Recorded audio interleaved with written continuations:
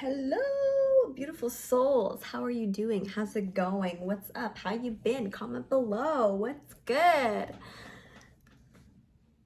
I think that's how I'm going to start every single one of my videos. I'm so annoying and I love it.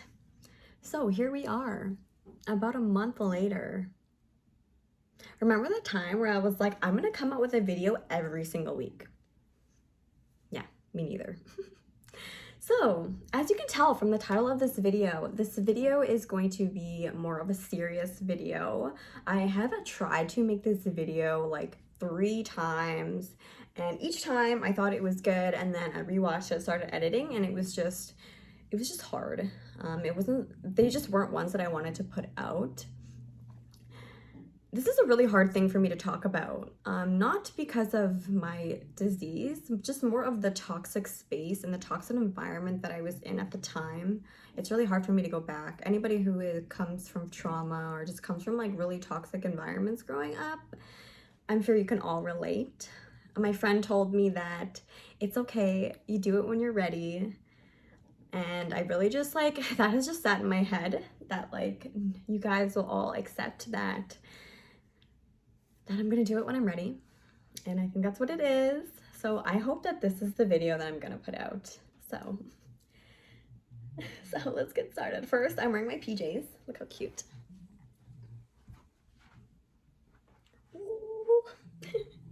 So I just finished getting ready and I was like, you know what?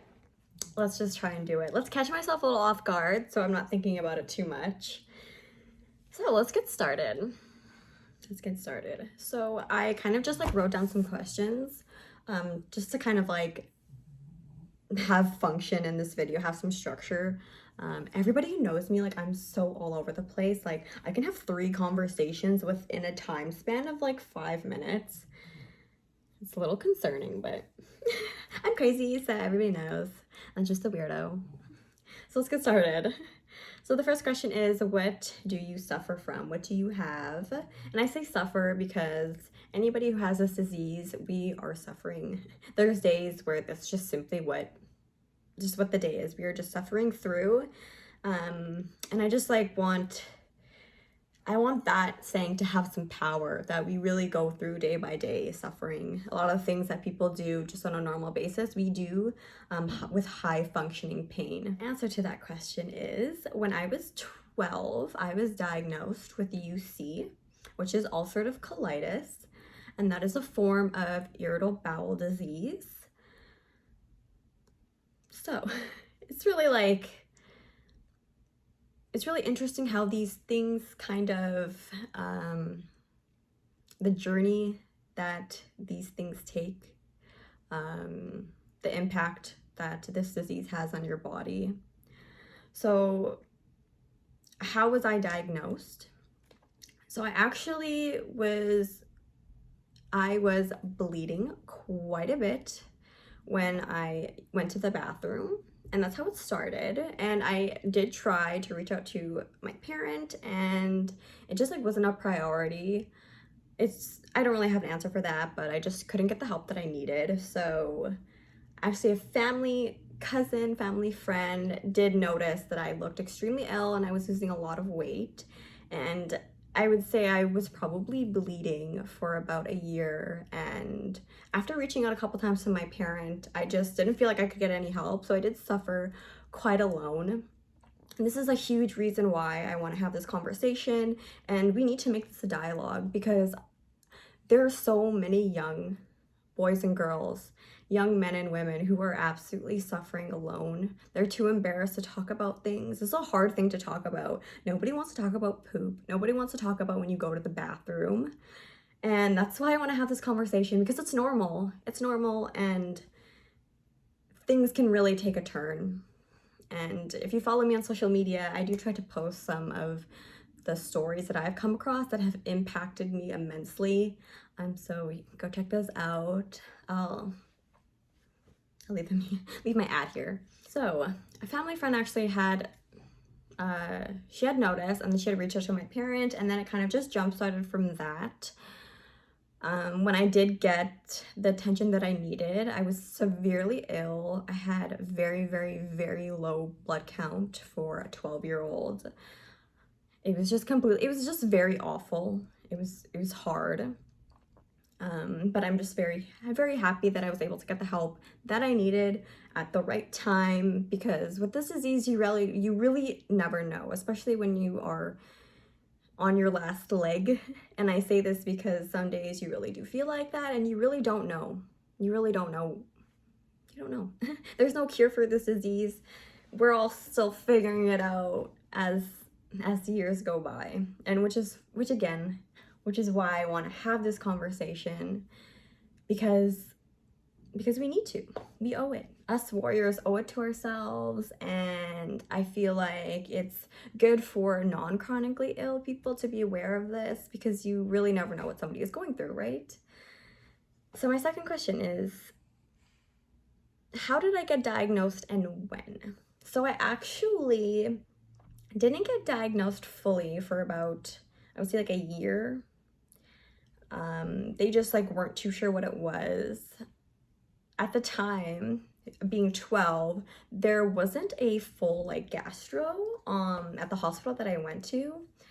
And it just like, I feel like it just wasn't a thing that people were aware of. They didn't know that something like this could happen so young. A lot of the times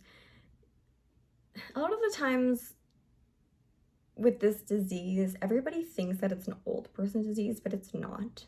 It is not. It's actually very common in people 24 to 30 or 40. I apologize if I said that wrong. But it just like, it is not, the stigma around it is not correct at all.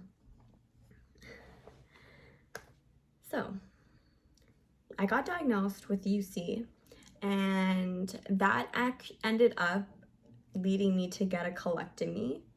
So every treatment that I got put on, every IV treatment that I did not work. I was completely dependent on steroids. Anybody who knows what I'm talking about, those steroids are absolutely crazy. I don't want to use too big medical terms just for people who are not chronically ill. I don't want you to like get confused me using all these like foreign words to you guys, but these steroids are actually like, these steroids medication is actually very intense. So I would just like get on them, I would go into remission, and then I would just completely, it would just completely fail. And this was like consistently any new thing that I tried. It was really devastating. It was really hard to deal with, especially when you are 12, and this is like from 12, 13, 14, 15. It was just like the same thing over and over again. I used to think that it was like maybe some of the choices that I made, but even when I did make all of the amazing choices in life, like food, lifestyle, all that stuff, like it was like the same thing over again. And that's another thing that I want to talk about, is when you are dealing with this stuff and you don't have a lot of education and you don't have support around you, you tend to blame yourself a lot. You tend to blame your body, and it's just a lot for your mental health. It's a lot. So by the time that I was 15, we were just completely exhausted. I felt like my doctors just didn't think that there was any hope for anything else. And that's when he suggested a colectomy. I remember him saying it might be good to cut out the problem, and that just like stuck in my mind, and it really just lives there, because that's really what happened. We ended up getting a colectomy. I ended up advocating for myself to get this. That was really hard, making that decision on my own, especially at 15. I had just started dating my boyfriend. He wasn't very much aware of everything. I was very embarrassed to talk about this with him. I just vaguely explained. So it was a lot, but I knew that if I wanted any other quality of life, I needed to make this step. And I just say this for myself, just based on the stage that I was at. I could not do anything. I couldn't leave the house for more than an hour. Sometimes I would go out and I would almost have accidents. It's really tough. And sometimes you have like spasms, pain spasms that like you can't control. And it's just easier to be at home, because when nobody knows about this stuff, It's hard to be out in the public when you're going through these things. It's hard to be in high school when you're going through these things. So at 15, I got the first stage of my colectomy surgery. So I had my full colon removed, which is your colon, large bowel. It's made up of the same thing. And I had my appendix removed as well. They just like cut it out there while they were in there. Just, you know, why not? You don't need it. Maybe like a couple pounds lighter. So that was the first surgery that I had. So they took out my large bowel and they constructed my small bowel into an ileostomy, and that's where you have the pouch on the outside of your body with your small bowel protruding out, and then that's how you use the bathroom. So I had that for about a year, and I'm going to make a video about my experience with it and what I went through. I actually had a very unique experience with it. I would say it wasn't really the most positive experience, but it did settle out itself, and I'll talk about that one day. So that was the first surgery, and I had, like I said, I had my ileostomy, for about a year, about a year. And then I had my reconstruction of my J pouch on the inside. And that's when they take your small bowel and they construct it into a pouch and they connect it to your rectum. And then that's how you're able to use the bathroom again, like yourself. So how has that affected me positively and negatively? So I would say positively, it affected me great. I was able to live a completely different life. As soon as I got my ileostomy, I felt so brand new. I actually did feel like I was healed. I mean, obviously, my body was different. I dealt with a lot, but I never regretted the choice. Absolutely not. I felt so good. I was able to eat again. I was able to gain weight. I was able to do a lot of things that I couldn't do before. I would say negatively, I did not have a support system throughout this whole thing. I had 2 people who truly did support me and that did try to show up and did their best to be there for me. But overall, not having the full support system and having like toxicity in my life really was damaging, which again is why I want to advocate more and I want to be there for men and women who are dealing with this, because when you're dealing with this alone, it's really hard. When you're dealing with, you don't know who to reach out to, you don't really even know where to begin to find community. I mean, I remember being 15 and I was just like, who goes through this? Nobody goes through this. Sometimes going online and researching was not good for my mental health. I couldn't deal with that. So I did live, very numbly for that time span, just based on lack of support. And I do realize that now, the lack of support in life really did affect me. And that is the most important thing. Through this whole journey, support is absolutely everything. There's no ifs, no buts. It's just simply it. So if you're going through this or you have any type of symptoms, if you want to know any symptoms, I would go to crohnsandcolitis.ca if you're from Canada, and you can get so much info from there.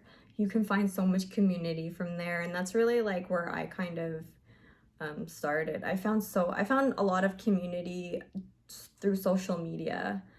The next question is, what is my health status right now? So my health status right now isn't the worst, but it isn't the best. So right now I have chronic pouchitis, which is, some people say it's common to get pouchitis when you do have this. So that's something I have just been dealing with. And then in 2019, I discovered I had a couple fistulas. And that's what kind of turned into I have chronic pouchitis. They were worried that it was Crohn's, and that was really, really hard to go through.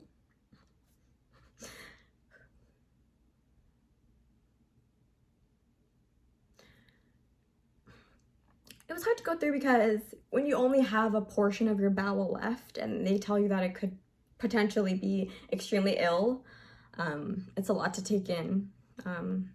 It's a lot to reflect on. It's just a lot in general. Like, this whole thing is just a lot. It's a lot of emotions. Sometimes you get in an extremely dark place. And again, it's just all about your support system, who's around you that can be there to help you. So when they found the fistulas, that's when they just needed to figure out if it was pouchitis, if it was Crohn's, or if it was chronic pouchitis. And that's when they came to the conclusion that it was chronic pouchitis. So that's something that I have been managing since 2019. And I will make a video on how I found out that I had fistulas. It was actually a very scary experience. And I think I had them for quite a while, but I didn't even notice because I thought it was something else. And that is what shocks me about this. Anybody who is aware of what a fistula is, they're a very, very interesting medical thing. I'm sorry about the terms that I'm using. I hope that I don't disrespect anybody. I hope nobody gets offended. I'm just trying my best to explain this in the most understandable way. I don't want to be using too big of terms and nobody really gets it, or you can't really understand. So that's my health status right now. Right now I'm managing through. I have good days and I have bad days. It's all about lifestyle. It's all about what you eat. One thing about this that I realize is that everybody is different. A lot of the times that I thought it was all the same, but it's not. Everybody experiences different symptoms, different pain. It's all different. Which is so crazy because this disease is just so unknown. It's so unknown. And I'm just so blessed that I have finally found community that I can talk to, that I can reach out to, that I can have some sort of guidance. And most importantly, not feeling alone has been one of the biggest impacts in my entire journey. It has completely taken me up and out of the dark place that I was and how I was experiencing this, because it was not the best. It was not the best. So that is just a quick summary of what I have, my story, just a very, oh, my hair looks weird. Just like a very brief story of what I've been through and just how it affected me. I'm very, very proud of myself that I have made this video. I'm very proud of myself that I have started advocating, and this will be a new segment on my YouTube channel. I don't really know what I'm gonna call the segment, but here we are. Most importantly is this year I'm participating in my first Gutsy walk, and I'm really excited. I'm really proud of myself that I have actually jump-started to making a difference in the community. So I will leave my link for my Gutsy account, my Gutsy team, that if you want to donate or share, be a part of, click the link in my description. I just wanted to thank everybody who has watched the video to the end, and just thank you. Thank you to all of the support that I have in my life right now. Ooh. I cried a lot in that last video that I filmed, and this video was not gonna cry.